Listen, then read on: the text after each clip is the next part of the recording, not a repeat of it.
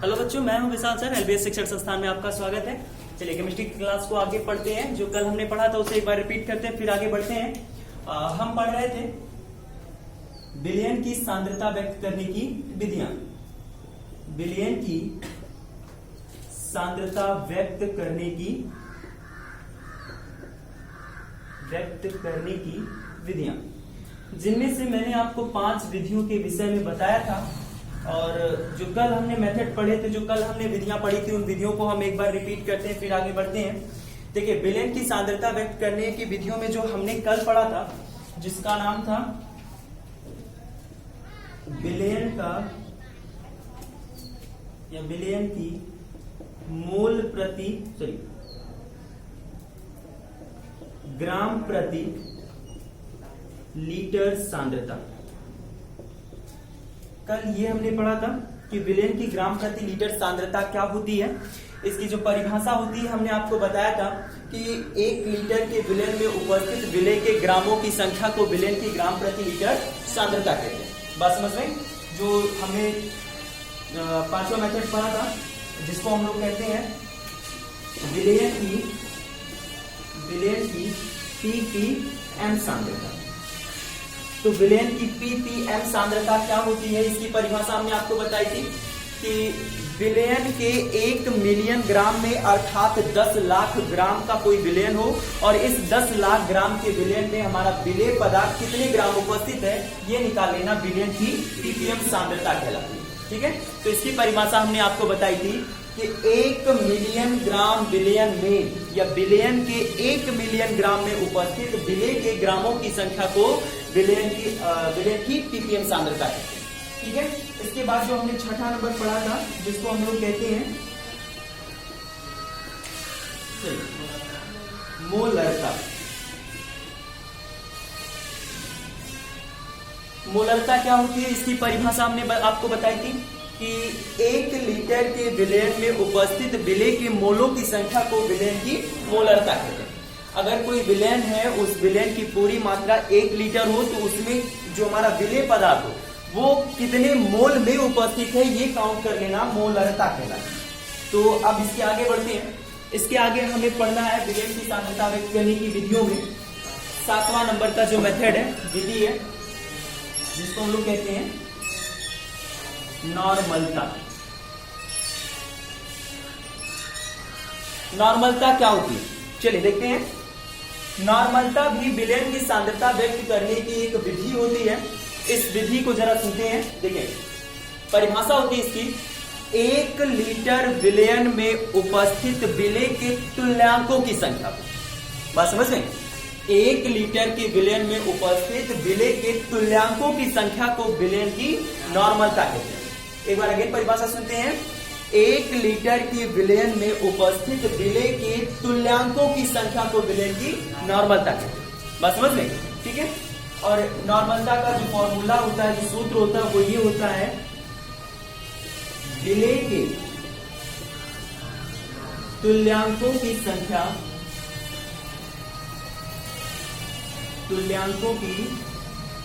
बटे विलयन का आयतन लीटर। तो नॉर्मलता क्या होती है, इसकी परिभाषा ये होती है कि 1 लीटर के विलयन में उपस्थित विलेय के तुल्यांकों की संख्या को विलयन की नॉर्मलता कहते हैं। जो फॉर्मूले बेस्ड होते हैं सांद्रता व्यक्त करने की, वो सभी फॉर्मूलों में ये जो टर्म आता है ना कि विलेय का रहेगा, कि विलायक का रहेगा, कि विलयन रहेगा, नीचे आप परिभाषा में किस वर्ड का इस्तेमाल किए, बस इतना ध्यान रखना। देखो, 1 लीटर के विलयन में, तो विलयन का आयतन रखा गया है, किसकी संख्या, किसके तुल्यांकों की संख्या परिभाषा में बोला गया, विलेय के, तो विलेय के रखे गए। पीछे जितनी भी आपको परिभाषाएं बताई गई, उनके फॉर्मूले बताए गए, वो इसी को फॉलो करते हुए चलते हैं। परिभाषा में जिस वर्ड का हम इस्तेमाल करते हैं, या जिसका जिस घटक का हम उपयोग करते हैं, फॉर्मूला भी उसी घटक से बनता है। जैसे अभी यहाँ नॉर्मलता की परिभाषा जो लिखी आपने, वो ये लिखी है कि 1 लीटर विलयन में उपस्थित विलेय के तुल्यांकों की संख्या को, तो यहाँ जरा देखो, नॉर्मलता का जो फॉर्मूला मिला वो हमको ये मिला, विलेय के तुल्यांकों की संख्या। हमने परिभाषा में भी विलेय के तुल्यांकों की संख्या के विषय में ही बात की थी। और यहाँ जो विलयन है, ये विलयन का आयतन लीटर में। स्टार्टिंग में ही आपको बताया गया कि जो विलयन है आपका, ये कितना होना चाहिए, 1 लीटर होना चाहिए। बात समझ रहे हैं? तो नॉर्मलता जो होती है, ये विलयन की सांद्रता व्यक्त करने की हमारी अगली विधि है, जिसकी परिभाषा हमने आपको ये बताई कि 1 लीटर के विलयन में उपस्थित विलेय के तुल्यांकों की संख्या को हम लोग विलयन की नॉर्मलता कहते हैं। बात समझ में? और नॉर्मलता का जो फॉर्मूला होता है वो ये होता है, विलेय के तुल्यांकों की संख्या बटे विलयन का आयतन लीटर। अब हम जरा सा बात करते हैं तुल्यांकों की संख्या क्या होती है, इसको हम कैसे निकालेंगे। बात समझ में? तो जिस घटक की हमें तुल्यांकों की संख्या की गणना करनी होती है, जैसे आपको विलेय के तुल्यांकों की संख्या निकालनी, फर्स्ट ईयर में आपने तुल्यांकी भार से संबंधित चैप्टर पढ़े हो, ठीक है। तो जो विलेय के तुल्यांकों की संख्या होती है, हम कैसे काउंट करते हैं, निकालने के लिए करना क्या होता है आपको, देखिए जैसे यहाँ पे अभी आपका विलेय के तुल्यांकों की संख्या निकालनी है, तो आप क्या करेंगे, विलेय के तुल्यांकों की संख्या बराबर जो विलेय है इसकी मात्रा ग्राम में, पहले ज्ञात कर लो। जो आपका विलेय पदार्थ है इसकी मात्रा ग्राम में कितनी है, आप पहले ये निकालो, विलेय की मात्रा ग्राम में बटे विलेय जो होगा ये आपका कोई कंपाउंड होगा, कोई यौगिक होगा, आप इस यौगिक का तुल्यांकी भार निकालो। तो ये हो गया विलेय का तुल्यांकी भार। ये विलेय पदार्थ की मात्रा ग्राम में रख करके विलेय पदार्थ के तुल्यांकी भार से भाग देने पर ये विलेय के तुल्यांकों की संख्या मिल जाएगी। बात समझ गए? किसी भी कंपाउंड, जरूरी नहीं है कि ये खाली विलेय के लिए ही अप्लाई होगा, किसी भी कंपाउंड के अगर आपको तुल्यांकों की संख्या निकालनी है तो तुल्यांकों की संख्या आप यहां से निकाल सकते हैं कि उस कंपाउंड का मात्रा आप ले लो और वो भी ग्राम में रख करके और उसमें उसके तुल्यांकी भार से भाग करो। अब प्रश्न ये उठता है, हम तुल्यांकी भार कैसे निकालेंगे? हम तुल्यांकी भार कैसे निकालेंगे? तो अभी जैसे कि मैंने बताया कि जिसका हम तुल्यांकों की संख्या निकाल रहे हैं वो एक कंपाउंड होगा, कोई एक कंपाउंड होगा, जैसे आपका नमक हो गया, चीनी हो गया, यूरिया हो गया, कोई एक कंपाउंड होगा। अब उस कंपाउंड का अगर आपको तुल्यांकी भार निकालना है तो तुल्यांकी भार कैसे निकालेंगे? तो देखिए, तुल्यांकी भार निकालने का जो तरीका होता है वो ये होता है, तुल्यांकी भार बराबर, सबसे पहली बात, जिस एलिमेंट का, जिस कंपाउंड का आप तुल्यांकी भार निकालना चाहते हो, सबसे पहले आप उसका अणुभार ज्ञात करो, ठीक है। आप उसके अणुभार में स्मॉल n से भाग कर दो, जहां स्मॉल n जिसका आप तुल्यांकी भार निकाल रहे हो उसकी अम्लता या क्षारकता। बात समझ रहे? मेरे कहने का ये मतलब है कि आप जब भी तुल्यांकी भार निकालेंगे तो ये विशेष ध्यान रखना होगा आपको कि जिसका तुल्यांकी भार निकाल रहे हो वो कंपाउंड अम्ल है या क्षार। बात समझ में? वहीं से आपको अम्लता या क्षारकता निकलती है, वहीं से मिलती है। तो ये हो गया आपको विलेय के तुल्यांकों की संख्या निकालने का तरीका। कल जो हमने पढ़ा था मोलरता, मोलरता में एक वर्ड आया था मोलों की संख्या। तो हम बात ये है कि हम मोलों की संख्या कैसे ज्ञात करें। मैंने आपको सिर्फ ये बताया था कि मोलरता में होता क्या है कि आपका 1 लीटर का विलयन हो, 1 लीटर के विलयन में जो विलेय के मोलों की संख्या उपस्थित होती है, विलेय के मोलों की संख्या जो उपस्थित होती है उसी मोलों की संख्या को ही हम लोग विलयन की मोलरता कहते हैं। अब वहां जो हमने फॉर्मूला आपको बताया था विलयन की मोलरता का, वो ये था कि विलेय के मोलों की संख्या बटे विलयन का आयतन लीटर। आयतन लीटर में हम निकाल सकते हैं या न्यूमेरिकली वो हमको दिया रहेगा, लेकिन बात ये है कि उससे हम मोलों की संख्या कैसे काउंट करेंगे अगर बाय द वे हमको क्वेश्चंस में नहीं दिया गया। तो देखिए, मोलों की संख्या को निकालने का एक फॉर्मूला होता है, वो होता है भार बटे अणुभार, और ये जो वेट आप रखेंगे ये ग्राम में रहेगा। बात समझ में? ये मोलों की संख्या निकालने का सूत्र होता है, भार बटे अणुभार या ग्राम बटे अणुभार इसको कहा जाता है।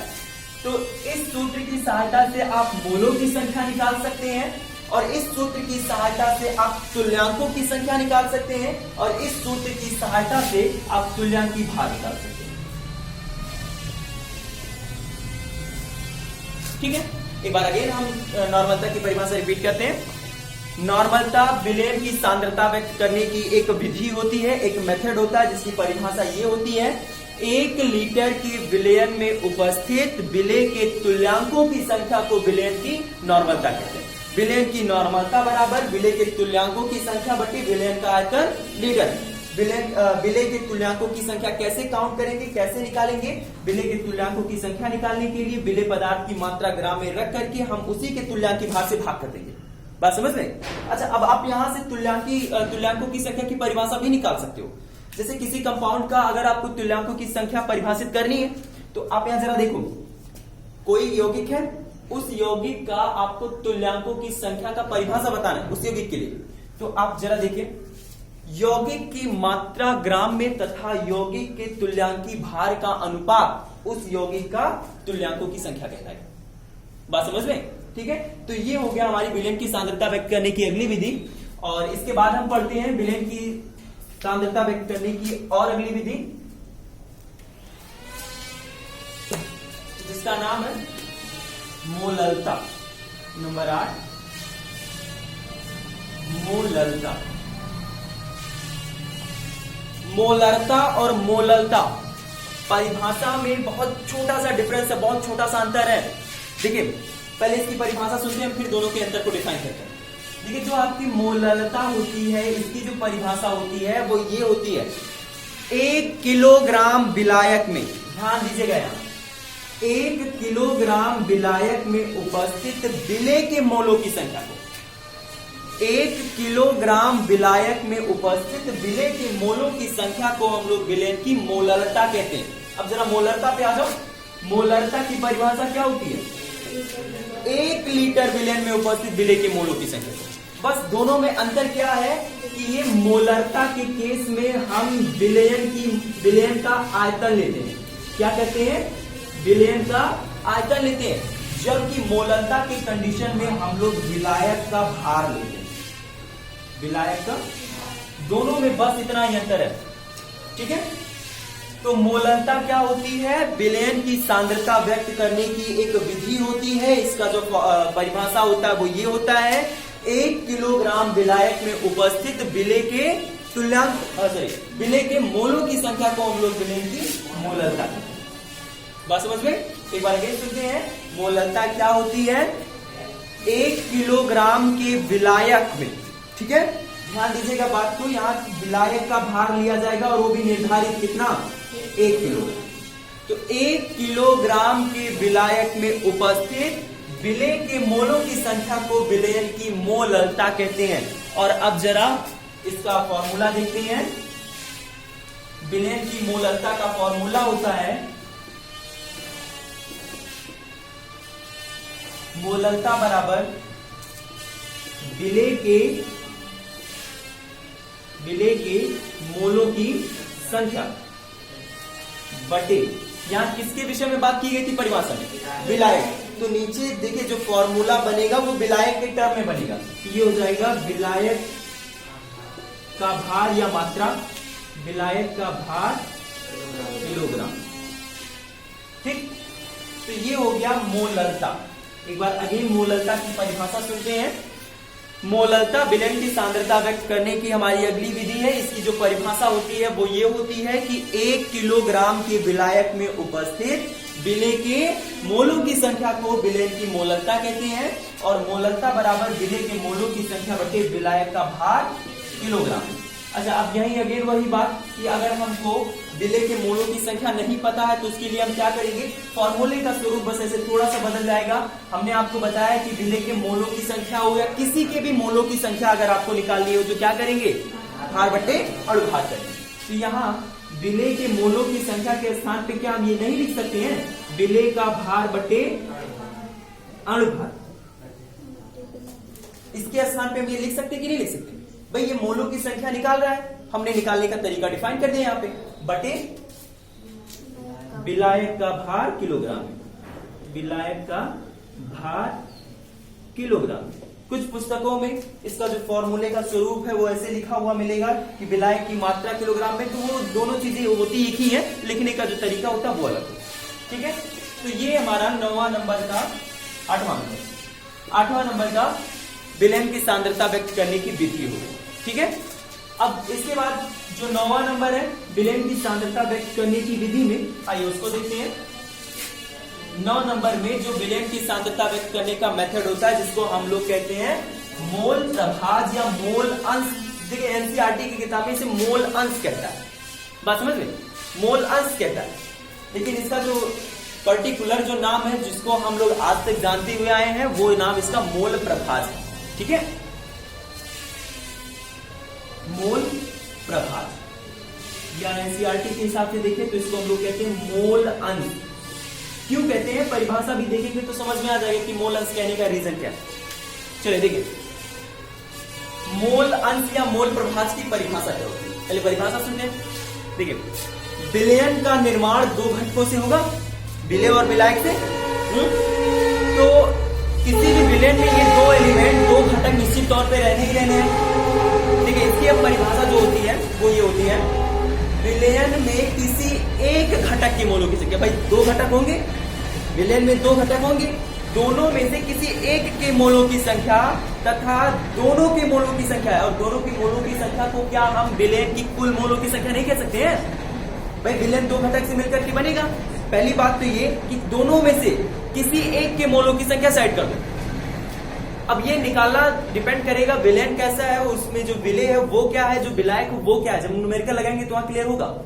तो अभी मान लेते हैं एक विलयन बना, जैसे उदाहरण के तौर पे समझते हुए चलते हैं। ये आपने एक विलयन बना लिया H2O लेकर के, और H2O की जो मात्रा है मान लेते हैं यहाँ पे 100 ग्राम है, और यहाँ पे इसके साथ हमने NaCl का मिक्स कर दिया इसको, और NaCl की जो मात्रा मान लेते हैं ये 20 ग्राम। ठीक, हमारा एक विलयन बन गया। अब जो ये विलयन बनेगा, इस विलयन से हमें मोल प्रभाज की गणना करनी है। तो देखो, एक यहाँ ये विलायक हो गया, दूसरा यहाँ ये विलेय हो गया। अब यहाँ ये जो विलायक और विलेय है, सबसे पहली बात कि दोनों में से देखिए मोल अंश जो होता है, मोल प्रभाज जो होता है, ये अलग अलग घटकों का निकलता है। बात समझ गए, ये अलग अलग घटकों का निकलता है, मतलब या तो H2O का निकलेगा या तो NaCl का निकलेगा। बात समझ गए, पूरे विलयन का मोल प्रभाज अगर आपको निकालना है तो उसके लिए एक बार H2O का निकालो, एक बार NaCl का निकालो, फिर दोनों का योग कर दो। बात समझ गए, तो यहां जरा देखो, मान लेते हैं हमें NaCl का मोल प्रभाज निकालना है। ठीक, अब NaCl का अगर आपको मोल प्रभाज निकालना है और इसी विलयन में वो NaCl है, वो अलग नहीं है कहीं, इसी विलयन में आपका ये NaCl है। अब सबसे पहला काम ये करेंगे कि आप इसके मोलों की संख्या निकालेंगे। क्या करेंगे, NaCl के मोलों की संख्या निकालेंगे। कैसे निकालेंगे मोलों की संख्या, NaCl जो है इसकी मात्रा ग्राम में लेकर के इसके अणुभार से भाग कर दो।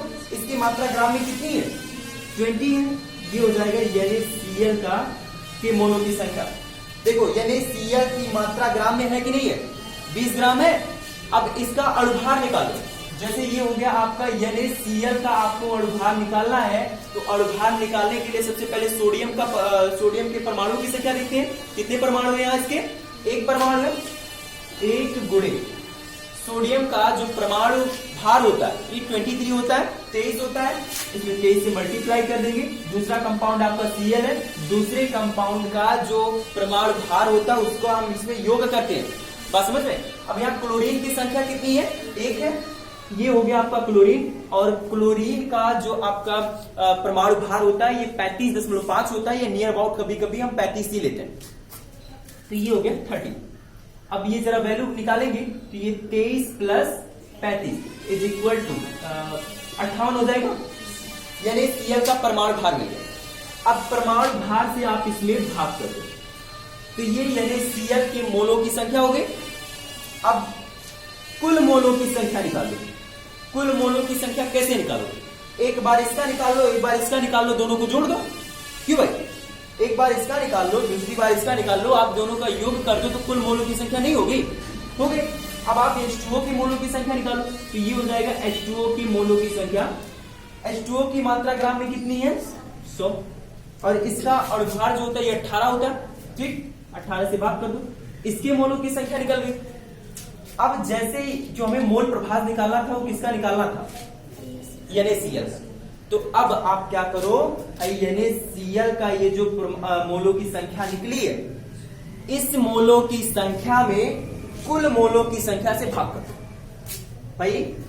यानी Cl का मोल प्रभास निकालना था आपको, यानी Cl यहां विलेय है, विलेय के मोलों की संख्या की आपको गणना करनी है। तो विलेय के मोलों की संख्या बटे विलेय के मोलों की संख्या बटे विलेय के मोलों की संख्या प्लस विलायक के मोलों की संख्या। अब जरा नीचे देखो, विलयन की कुल मोलों की संख्या इसे कहोगे कि नहीं कहोगे? कैसे कि विलयन आपका इन्हीं दोनों से तो मिलकर के बना है, तो ये कुल मोलों की संख्या होगी कि नहीं होगी? जिस घटक का मोल प्रभाज हमको निकालना था उसके मोलों की संख्या में हमने विलयन की कुल मोलों की संख्या से क्या कर दिया, भाग कर दिया। और यही ये जो इनका रेशियो आएगा, इसी रेशियो का हम लोग विलेय का मोल अंश या विलेय का मोल प्रभाज कहेंगे।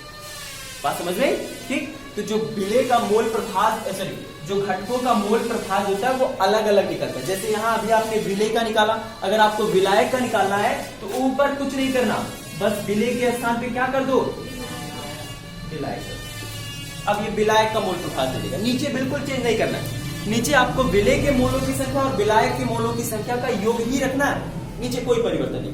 बस जिस घटक के मोलों की संख्या, सॉरी, मोल प्रभाज निकालना है उसके मोलों की संख्या आप क्या कर देंगे, ऊपर करके नीचे कुल मोलों की संख्या से भाग कर देंगे। अब जरा इसकी परिभाषा सुनते हैं। विलेय का जो, सॉरी, विलयन का जो मोल प्रभाज होता है, ये भी विलयन की सांद्रता, कंसंट्रेशन व्यक्त करने की एक विधि होती है। और इसकी जो परिभाषा होती है वो ये होती है कि विलयन के किसी एक घटक के मोलों की संख्या, विलयन के किसी एक घटक के मोलों की संख्या तथा विलयन में उपस्थित कुल मोलों की संख्या का अनुपात इस घटक का मोल प्रभाज कहलाता है। बात समझ में? विलयन के किसी एक घटक के मोलों की संख्या। अब यहां उदाहरण को समझते हुए चलो, जैसे यहां विलायक का मोल प्रभाज निकला है, विलयन के किसी एक घटक के मोलों की संख्या, यहां घटक कौन सा लिया गया, विलायक। तो विलयन के किसी एक घटक के मोलों की संख्या तथा विलयन के कुल मोलों की संख्या का अनुपात इस घटक का मोल प्रभाज कहलाता है। बात समझ में? ठीक है। तो ये जो मोल प्रभाज होता है ये भी आपकी सांद्रता व्यक्त करती है, और इसका जो फॉर्मूला होता है वो जरा देखते हैं। जैसे अगर आपको विलेय का मोल प्रभाज निकालना है तो विलेय का मोल प्रभाज बराबर, विलेय का मोल प्रभाज बराबर ये हो जाएगा फॉर्मूला आपका, विलेय के मोलों की संख्या बटे विलेय के मोलों की संख्या प्लस विलायक के मोलों की संख्या। इस सूत्र की सहायता से आप विलेय घटक का मोल प्रभाज निकाल सकते हैं। इसी प्रकार से अगर आपको विलायक का मोल प्रभाज निकालना हो तो विलायक का मोल प्रभाज बराबर, मोल प्रभाज बराबर ये विलेय के स्थान पे क्या हो जाएगा, विलायक हो जाएगा।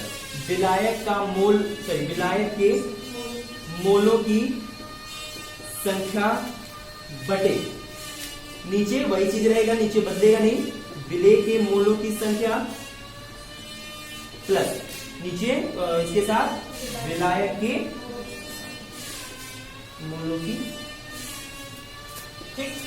इन दोनों की सूत्रों की सहायता से हम विलेय का मोल प्रभाज निकाल सकते हैं, विलायक का मोल प्रभाज निकाल सकते हैं। तो ये हमारे विलयन की सांद्रता व्यक्त करने की जितनी विधियां थी हमने पढ़ ली।